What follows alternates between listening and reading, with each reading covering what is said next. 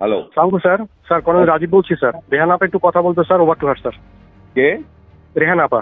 রেহান আপা। জি স্যার। আসসালামু আলাইকুম ভাইয়া। হ্যাঁ ভাই সালাম। জি, আপনি কই? আমি আমার বাসায় থাকেন না?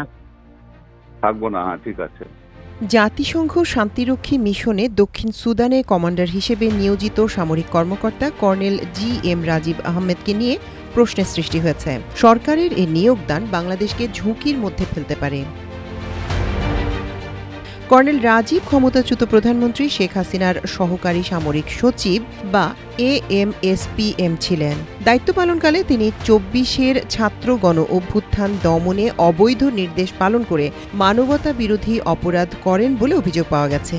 ক্ষমতাচ্যুত শেখ হাসিনা ভারতে পালিয়ে যাওয়ার আগে তিনি শেখ রেহানাকে সালমান এফ রহমানের সঙ্গে কথা বলিয়ে দেন।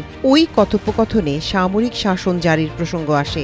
এছাড়া জুলাই গণ অভ্যুত্থান চলাকালে কর্নেল রাজীব বিভিন্ন অবৈধ আদেশ পালন করেন এবং আন্দোলন দমনে বাহিনীর কর্মকর্তাদের সঙ্গে যোগাযোগ ও সমন্বয় করেন। এ বিষয়ে কিছু ডকুমেন্ট আমার দেশের কাছেও এসেছে। পররাষ্ট্র মন্ত্রণালয়ের সংশ্লিষ্ট এক কর্মকর্তা জানান, জাতিসংঘ শান্তিরক্ষী মিশনে কারা যাবেন তা চূড়ান্ত করে থাকে সশস্ত্র বাহিনীর আর্মড ফোর্সেস ডিভিশন। পররাষ্ট্র মন্ত্রণালয় শুধু প্রসেসিংয়ের কাজ করে থাকে। কেউ মানবাধিকার লঙ্ঘনের সঙ্গে যুক্ত কিনা সেটা পররাষ্ট্র মন্ত্রণালয়ের জানার কথা নয়। বিষয়টি খতিয়ে দেখার দায়িত্ব সশস্ত্র বাহিনীর।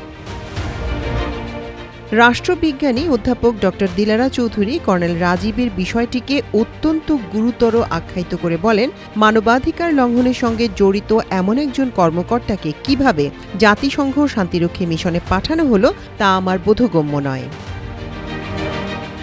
তিনি বলেন, জাতিসংঘের সঙ্গে বাংলাদেশের একটি বোঝাপড়া রয়েছে। সেটি হলো মানবাধিকার লঙ্ঘনের সঙ্গে জড়িত কাউকেই শান্তিরক্ষী মিশনে পাঠাবে না বাংলাদেশ। কিন্তু কর্নেল রাজীবের ঘটনাটি আগামী দিনে জাতিসংঘের সঙ্গে বাংলাদেশের ভুল বুঝাবুঝির পাশাপাশি শান্তিরক্ষী মিশনে আমাদের সশস্ত্র বাহিনীর সদস্যদের কাজ করার ক্ষেত্রে ঝুঁকি তৈরি করতে পারে।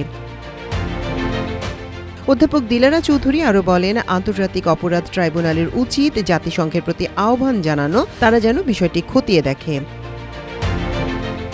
কর্নেল রাজীব ২০২০ সালের আগস্টে তৎকালীন প্রধানমন্ত্রী শেখ হাসিনার সহকারী সামরিক সচিব হিসেবে যোগ দেন। পরে কর্নেল পদে তার পদোন্নতি হয়। একই সঙ্গে তাকে উপসামরিক সচিব হিসেবে প্রধানমন্ত্রীর কার্যালয়ে পদায়ন করা হয়। তিনি শেখ হাসিনা এবং মেজর জেনারেল অবসরপ্রাপ্ত তারেক আহমেদ সিদ্দিকের খুবই অনুগত ও বিশ্বস্ত ছিলেন। আওয়ামী সমর্থক এই সামরিক কর্মকর্তাকে বিশ্বস্ততার কারণে সরকারের স্পর্শকাতর জায়গায় পদায়ন করা হয়েছিল।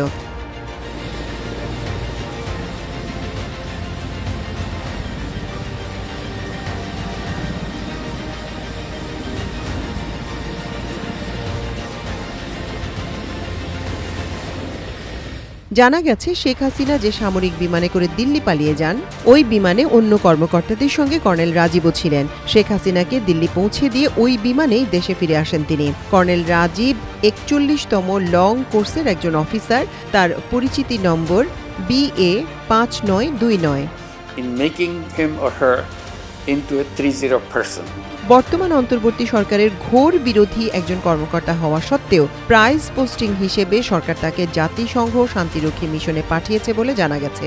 তাকে টিম কমান্ডার হিসেবে দক্ষিণ সুদানে পাঠানো হয়। মিশন শেষ করে আগামী বছরের ফেব্রুয়ারি-মার্চে তার দেশে আসার কথা রয়েছে।